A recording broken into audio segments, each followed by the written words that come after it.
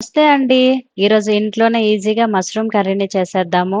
ఈ mushroom curry అనేది రైస్‌లో కానీ, చపాతీలో కానీ దీనికోసం మష్రూమ్‌ని వాష్ చేసుకొని మీకు నచ్చిన షేప్‌లో కట్ చేసుకొని, దాంట్లో కొంచెం ఉప్పు, పసుపు అలానే కారం పొడి కూడా వేసి కలిపి పక్కన పెట్టుకోండి. అలానే గ్రేవీ కోసం ఒక టమాటోని, ఒక 4, 5 జీడిపప్పుల్ని కూడా వేసి మిక్సీ పట్టి పక్కన పెట్టుకోండి.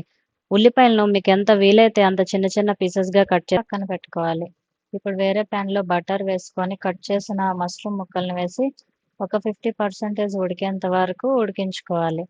తర్వాత అదే ప్యాన్‌లో కొంచెం ఆయిల్, సన్నగా కట్ చేసిన ఆనియన్స్, పచ్చిమిర్చి అలాగే కొన్ని బిర్యానీ స్పైసెస్, కరివేపాకు లైట్ గోల్డెన్ బ్రౌన్ కలర్ వచ్చేంత వరకు వేయించుకొని, తర్వాత దీంట్లో అల్లం వెల్లుల్లి పేస్ట్‌ని కూడా యాడ్ అల్లం వెల్లుల్లి పేస్ట్ పచ్చివాసన పోయిన తర్వాత మనం ముందుగా ప్రిపేర్ చేసుకున్న టమాటో ప్యూరీని కూడా యాడ్ చేసుకోవాలి. ఇందులో కొంచెం ఉప్పు, పసుపును కూడా యాడ్ చేసుకొని మూత పెట్టి ఆయిల్ అనేది పైకి తేలేంత వరకు ఉడికించుకోవాలి.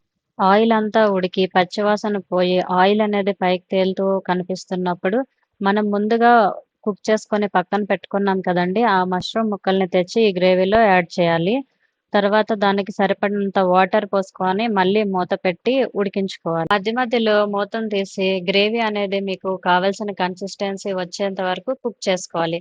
తర్వాత దీంట్లోకి సన్నగా కట్ చేసి పెట్టిన కొత్తిమీర, అలానే కసూరి మేతి, టేస్ట్ కోసం కొంచెం గరం మసాలాను కూడా యాడ్ చేసుకుంటే అంతేనండి. చాలా సింపుల్‌గా చేసుకునే మష్రూమ్ కర్రీ ఇంట్లోనే ఈజీగా రెడీ అయిపోతుంది. Thanks for watching.